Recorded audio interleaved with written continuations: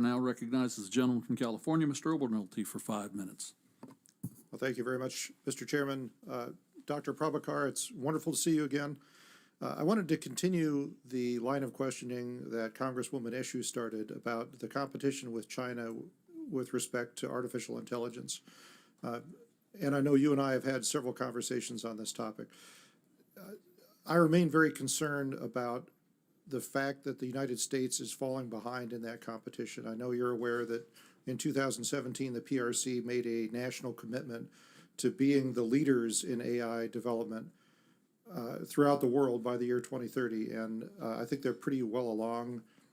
Most people are aware that several years ago, they passed the United States in the number of computer science PhDs that they're awarding. They'll probably award more than double the number we award this year. And you said something in your testimony that I thought was really interesting. You said it's be very unwise for us to allow an authoritarian regime to shape future technology like AI. But I think it's particularly poignant here because in addition to their investment in AI, the PRC has enacted some of the most stringent restrictions in the world on the commercial use of AI. So it's pretty clear they're seeing AI development through a military in a national security lens and not an economic lens. You and I have discussed several times the administration's executive order that they issued several months ago on AI, and as I've shared with you before, I think that there was some really deep thinking in there about making sure that the U.S. remains competitive. What can we do, Congress and the executive branch working together, to ensure that the U.S. doesn't fall behind China in the race to develop advanced AI? It's great to see you again, Mr. Obernolte, and continue this important AI conversation.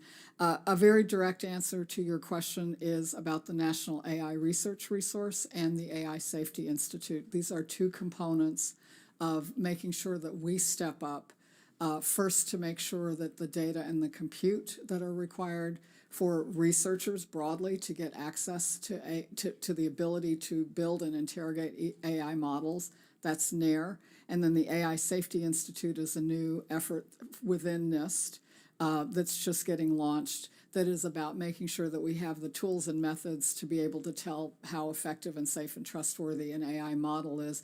That is essential for everything that we need to do with AI. Those are two specifics that I would point to. I really want to foot stomp your comments. A number of years ago, when I was at DARPA a decade ago, I saw this huge surge in machine learning technologies, this current generation of AI. I saw so many different applications for the work we were doing in national security and much more broadly. In the years, at that time, a lot of the concern we all had was that the PRC was using AI. Think about the amount of video surveillance information. Think about the amount of genetic information that government has. Those rich data sources used, again, expressing their values in building a surveillance state. They were, I think they surged ahead in the use of AI. And to my great delight, what has happened in the last couple of years is a surge ahead in the core technology with these large language models. Again, largely, in that case, largely driven by American companies. So we have this moment in time where we have phenomenal strength in this technology here in the United States. It is in the private sector. That's great. We want them to drive it, to accelerate it, to do it in a responsible way. But we also know that for public purposes and to make sure that we understand the safety issues with AI, that we need the public investment that exists across all of these agencies. You will find people using and building AI, but we know it's not adequate. And so this congressional support behind NAIR and then the AI Safety Institute, I think, are two concrete places where we can make some critically needed progress. Right. Thank you. I think we're in furious agreement, especially on NAIR, and I appreciate you highlighting that because we're trying to codify that and establish NAIR permanently through the Create AI Act, which I and a few other people here are co-sponsors of. But thank you. We'll continue this discussion. Dr. Richmond, in my remaining time here, I wanted to ask about research security at DOE, and you talked about how that's part of your core mission. But as co-chair of the Fusion Energy Caucus, I couldn't help but think about multinational projects like ITER and the way that, you know, that's 35 different countries coordinating. How do you ensure research security when the DOE is just a small part of the international collaboration on that? Thank you for that question, because it is something that we think about a lot with our large facility, with these large international facilities like ITER.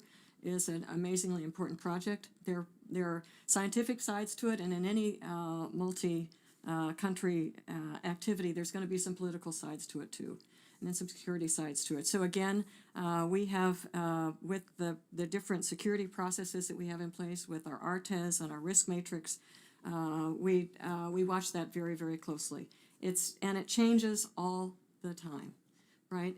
All of this is evolving, but we've been there, and we just try to do the best that we can. But I'm very confident in the kind of people we have at DOE to make sure we're making the right decisions. All right, thank you. For that. I see I'm over time. I yield back, Mr. Chairman.